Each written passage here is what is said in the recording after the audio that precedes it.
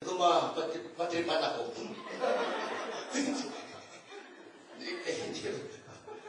Paano? At doon pa, tinutusan na niya. So pagpunta niya roon, basahin niyo chapter 17 na, verse 6. Pagpunta niya roon, ano sabi ng tao ng Diyos? At minsan madali tayo mag-misinterpret. Madali ko na mag-misinterpret ng mga membro. Ang sabi roon, pakanin mo ako. Pakanin mo ako. Siya muna, pakanin mo ako. Ano sabi ng babae? Kasi kinausap niya yan, ang Diyos na kumausap doon. Bago pa dumating dito si Pastor Glenn, meron na kinausap niya. So pagdating niya doon, kinausap niya nun, nasa pakanin mo ako. Ano sagot ng babae? Wala kaming pagkain. Ang sagot niya dito, and she said, as the Lord thy God liveth. Ginawa pa yung sumpaman. Di ba sa Tagalog yan? As the Lord thy God liveth. Habang nabubuhay ang Diyos mo. Para sa atin, it's fun. As the Lord thy God liveth, I am not a cake. Tama sagot niya. I am not a cake. Ano gano'n ba? But a handful of meal in a barrel, in a little oil in the cruse. Bakit? Tama naman na. Pakanin mo ako. Ang hinahingi mo cake eh. Ay, nandito pa naman yun. Kita mo yung pananampalatay na tao ng Diyos. At sobrang natambutong. Ang tingin doon sa lulutuin pa lang, cake na agad. Grabe, no? Ganun ko tayo pinagutong isa. Sabi doon, give me a cake. Ang sabi niya, I have nothing but. Ulitin ko, misahin natin, see what God did do with nothing. Wala po eh. Ito nga eh, dalawang stick na lang eh. Dalawang stick na lang. Ibig sabihin, dalawa ito para sa akin, sa anak ko. At pagkatapos sabi niya, at pagkatapos, last meal, at mamamatay na kami. Sa madaling salita, hindi ka kasahog. Diba? Dapat tatlong stick kasama ka. Hindi, dalawa lang ito eh. Last meal. Wala na, mamamatay na kami. Pero sabi ng tao ng Diyos, kainin mo muna ako. Sa mga paningin ng tao, grabe pastor yun. Grabe tao ng Diyos yun. Ha? Imagine mo na, panghuli ka muna na niya, at pagkatapos eh, kukunin pa, siya pa muna ang unahin. Tingnan niyo. Ang ibig sabihin, tingnan niyo. Tao ng Diyos yun. Kaya pagkatapos nun, sige na, gano'n na. Isang dakot na rin na. Tandaan mo, sinabi niya, ayon sa aking salita, hindi magkakaroon ng ulan. 3 taon at kalahati yan. Imagine mo, 3 taon at kalahati wala ulan. Grabe ang famine. Grabe ang tagtuyo. Pero dito, ang tao na doon siya pinadala. Hindi doon sa mayaman. Alam mo, lugar ni Kwan yan. Yung saripat, lugar mismo ni Jezebel.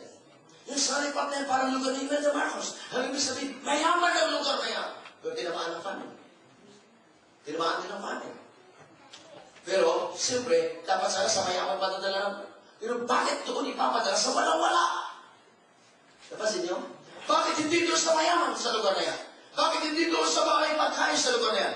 Bakit doon pinapadala ito sa isang mahirap, sa isang widow, balo, may isang anak, isang huling hapunan na lang, ipapakain ka?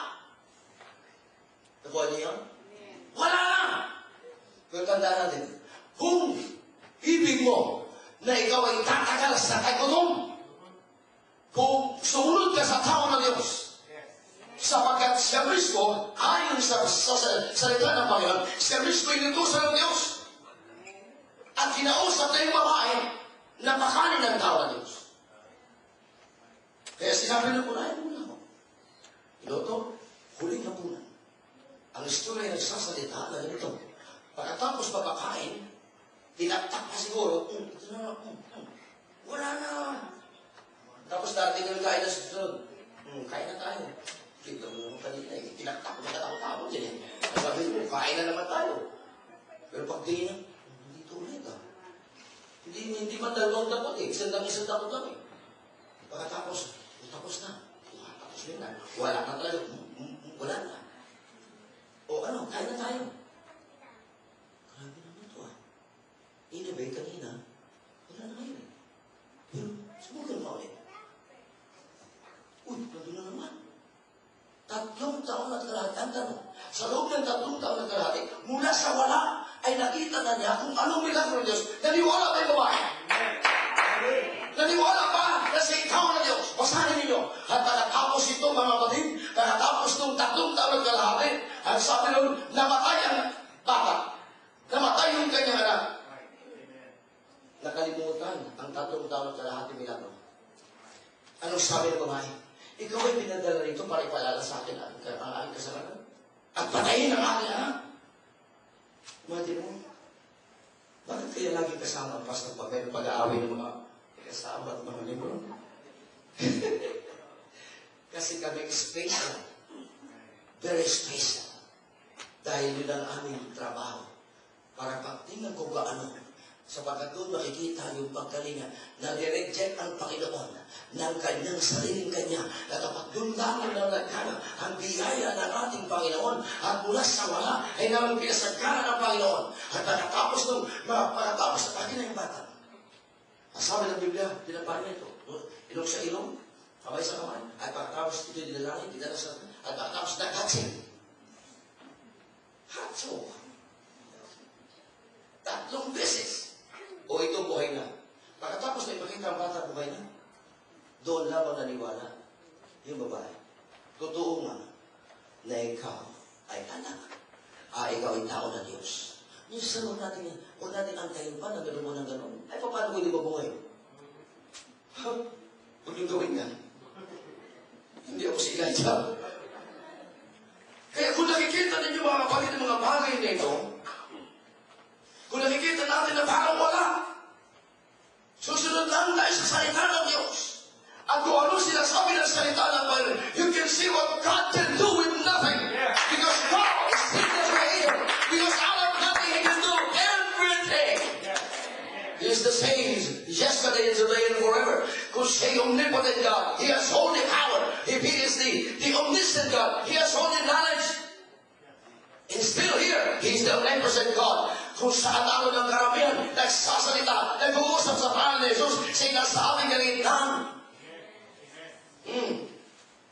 So kung ating makakita mga kapatid, na wala kami, huwag mong i-magnify yung wala. Because God that we are serving is the master of nothing. If you trust Him, out of nothing, you can see everything. Because God can do everything. Pagkatapos mga kapatid yung pagpapakain na yan, at pagkatapos ng panahon ng 3.5 years, natapos na ang famine, at narito na isang pagkakataon, at ibabalik na ang sinabi niya, tatapos ng 3.5 years. At sinabi niya, ako'y lalapit, ako'y pupunta kay Ahab. At doon ko ipapakita at sasabihin ko sa kanya, nakatakot ang gobernador, natakot ang mga nakakilala sa mga pinapapatay ni Ahab ang mga propeta. Ano ba nagawa ko? Gusto mo ba ako patayin ni Ahab? Ano?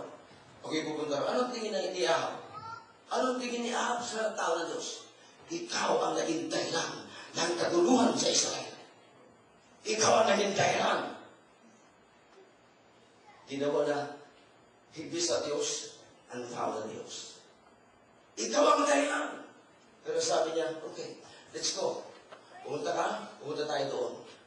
Sa isang lugar, sapagkat maganda ka, sapagkat naririnig ko ang malakas na ulan. Pero wala pa. Naririnig ko ang malakas na ulan. At dito sinasabi sa chapter doon, susunod na chapter 18, sinasabi doon na Elijah sa Mount Carmel, pagkatapos na malaking tagisan, at sinabi doon, tingnan natin kung sino Diyos. Doon pagkatapos na Mount Carmel, na doon na 850 false prophet, the prophet of Baal and the prophets of the grove, pagkatapos ng paligsahan doon, at kung sino man ang tutugon dito sa alay nito, siya ang kikinala ng Diyos. At ang nangyari, ang Diyos ni Elijah ang siyang tumugon. At doon lahat pinapatay ni Elijah, ang 850 false prophets, kasama ang prophets of the grove ni Jezebel. At doon sinabi niya, tumayo ka, Haring Ahab, kumain ka na muna. At pagkatapos magmadali ka, sapagkat narinig ko ang malakas na ulan. Pero wala pa, that's right. Pero wala pa. Kaya pagkatapos magmadali ka, sinabihan niya ang kanyang servant, pumunta ka doon sa may tabing dagat. Tingnan mo. First, tandaan ninyo, bakit doon sa may tabing dagat? Because of the evaporation. Alam natin kung saan may tubig na doon ang ulan. Sa ulan punta ron, nothing.